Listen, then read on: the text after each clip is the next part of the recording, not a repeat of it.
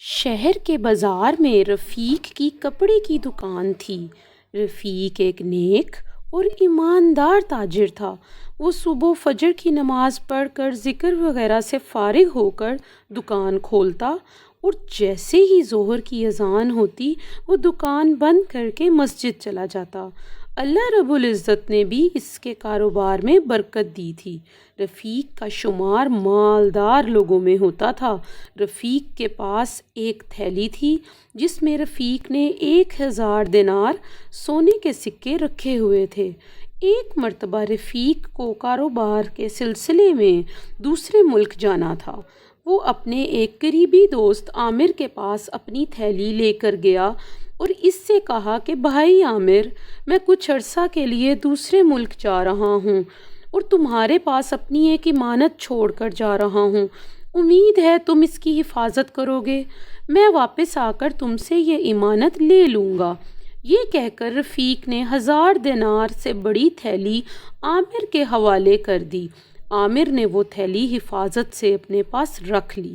رفیق اپنے سفر پر روانہ ہو گیا۔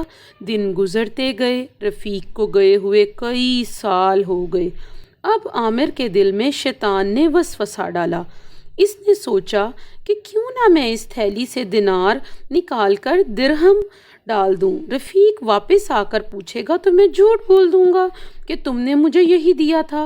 میں نے اس تھیلی کو کھول کر بھی نہیں دیکھا۔ اور عامر نے اس طرح کیا۔ تھیلی سے دینار نکال لے اور ان کی جگہ درہم رکھ دیے۔ کچھ عرصہ کے بعد رفیق واپس آ گیا۔ وہ عامر کے گھر گیا۔ عامر اس سے بہت اچھے طریقے سے ملا اور سکوں سے بڑی تھیلی رفیق کے حوالے کر دی۔ رفیق نے گھر آ کر تھیلی کھولی تو وہ یہ دیکھ کر حیران رہ گیا کہ تھیلی بجائے دینار کے درہم سے بھری ہوئی ہے۔ اب تو رفیق بہت پریشان ہوا۔ وہ بھاگتا ہوا عامر کے پاس گیا اور اسے ساری بات بتائی۔ عامر بہت غصہ ہوا اور کہا، ایک تو میں نے تم پر احسان کیا اور تمہارے مال کی حفاظت کی اور اب تم مجھ پر چوری کا الزام لگاتے ہو۔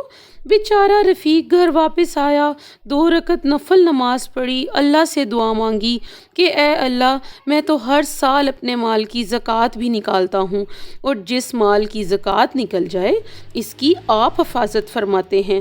میرے مال کی حفاظت فرما کر مجھے واپس لوٹا دیجیے۔ اور اللہ کا نام لے کر عدالت پہنچا اور قاضی صاحب کو سارا واقعہ سنایا۔ قاضی صاحب نے عامر کو بلایا اور اس سے پوچھا کہ رفیق نے تمہارے پاس امانت کتنے سال پہلے رکھوائی تھی؟ اس نے کہا 5 سال پہلے۔ اب قاضی صاحب نے تھیلی کھولی اور سکوں کو باہر نکالا اور عامر سے کہا کہ تم کہتے ہو کہ یہ سکے رفیق نے تمہارے پاس 5 سال پہلے رکھوائے تھے، جبکہ ان سکوں پر ان کے بننے کی تاریخ 2 سال پہلے کی لکھی ہوئی ہے۔ اس کا مطلب ہے کہ تم جھوٹ بول رہے ہو۔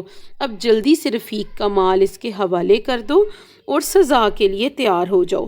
عامر نے شرمندگی سے اپنا سر جھکا لیا اور اپنے جرم کا اقرار کرتے ہوئے رفیق کا مال اس کے حوالے کر دیا۔